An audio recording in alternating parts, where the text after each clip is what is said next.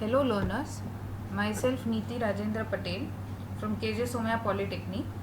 We'll be doing a topic SQL, DDL and DML commands which belongs to a course Database Management System of Computer Engineering.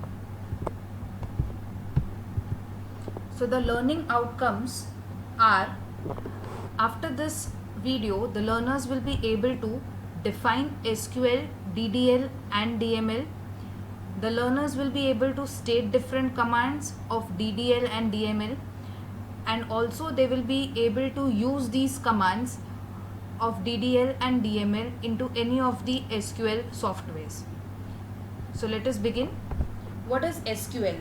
SQL stands for a structured query language.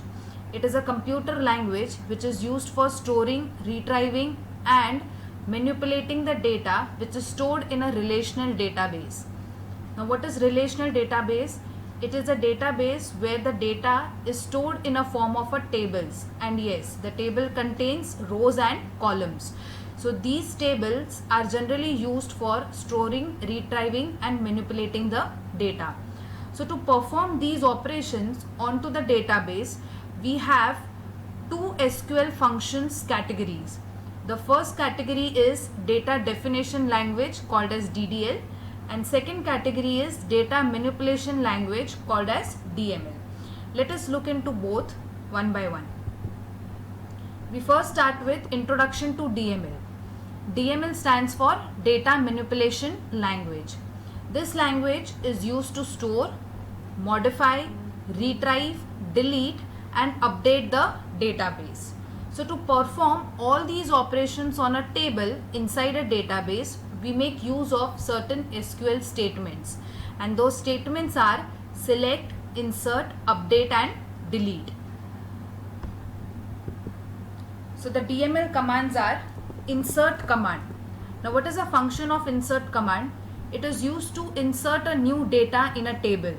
So if we have created a table in the database, and if I want to add a new data inside that database, we can do that with the help of insert command. Next is update, which is used to change the existing data. So if the data is already stored and if I wish to change or modify that data, I can do that with the help of update command. Next is delete command, which is used to delete the data from table. So if I want the data to be removed from the database as it is no longer used, so we make use of a delete command.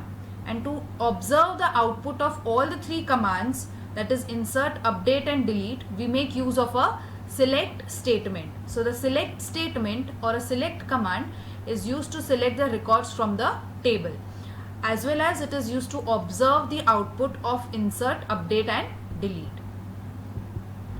Next, introduction to DDL. DDL stands for data definition language. This language is used to build and modify the structure of a table.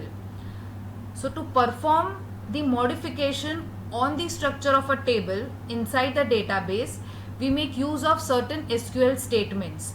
So the SQL statements are create, alter, drop, truncate and rename. Now let us all stop here and discuss on a question that what is the difference between truncate and delete command. So I would request you all to write the answers in your notebook.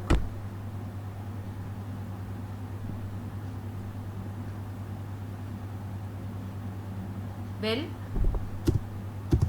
so let us have the answer for it.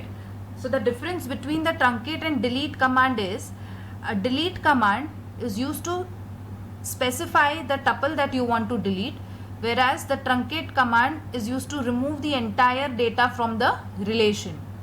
Again, the second difference is the delete command belongs to data manipulation language, that is DML, and the truncate command belongs to data definition language.